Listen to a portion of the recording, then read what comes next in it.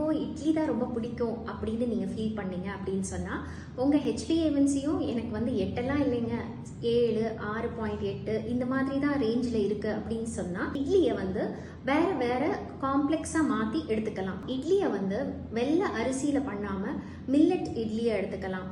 Carrot அப்புறம் beetroot இதெல்லாம் வந்து நல்லா துருவி அதை வந்து கொஞ்சம் வதக்கி கூட நீங்கள் இந்த இட்லி மாவில் கலந்து அதை வந்து இட்லி பண்ணலாம். இல்லைனா பாலக்கீரை ஃபைபர் கொஞ்சம் ஜாஸ்தியாகவே இருக்கும்.